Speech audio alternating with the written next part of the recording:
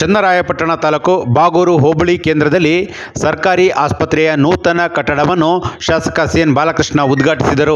ತಾಲೂಕು ಪಂಚಾಯಿತಿ ಮಾಜಿ ಸದಸ್ಯ ಬಸವರಾಜ್, ಕೃಷಿ ಉತ್ಪನ್ನ ಮಾರುಕಟ್ಟೆ ಸಮಿತಿಯ ಮಾಜಿ ಅಧ್ಯಕ್ಷರಾದ ಮಂಜುನಾಥ್ ಶಿವಣ್ಣ, ಬಾಗೂರು ಗ್ರಾಮ ಪಂಚಾಯಿತಿ ಅಧ್ಯಕ್ಷ ಕೆಂಪಣ್ಣ, ಸದಸ್ಯರಾದ ಶಂಕರ್, ಬಸವರಾಜ್, ಬೈರೇಗೌಡ, ರಂಗಣ್ಣ, ಸ್ವಾಮಿಗೌಡ, ಮುಖಂಡರಾದ ಹರೀಶ್, ಚಂದ್ರ, ರವಿ, ತಾಲೂಕು ಆರೋಗ್ಯ ಅಧಿಕಾರಿಗಳಾದಂತಹ ಕಿಶೋರ್, ಆಸ್ಪತ್ರೆಯ ವೈದ್ಯ ವರದರಾಜ್ ಮೊದಲಾದವರು ಉಪಸ್ಥಿತರಿದ್ದರು.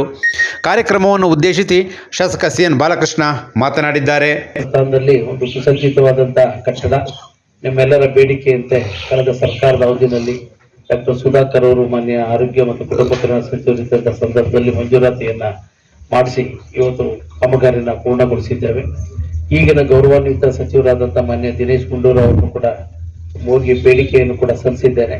ನಮ್ಮಲ್ಲಿರ್ತಕ್ಕಂಥ ಆಸ್ಪತ್ರೆಗಳಿಗೆ ಒಂದು ರಿನೋವೇಷನ್ ಇದಕ್ಕೆಲ್ಲ ಆದ್ಯತೆಯನ್ನ ಮಾಡಿಕೊಡ್ಬೇಕು. ಚನ್ನರಾಯಪಟ್ಟಣ ಆಸ್ಪತ್ರೆ, ಹಿರಿ ಸೇವೆ, ಶ್ರವಣಬೆಳಗೊಳ ಜೊತೆಗೆ ಬಾಗೂರ್ಗಿನ ಬಹುಮುಖ್ಯವಾಗಿ ಒಂದು ಕಾಂಪೌಂಡ್ ಆಗ್ಬೇಕಾಗಿದೆ. ಕಡೆ ಪಕ್ಷ ಒಂದು 25 ಲಕ್ಷ ರೂಪಾಯಿ ಅನುದಾನ ಕೂಡ ಬೇಕಾಗುತ್ತೆ.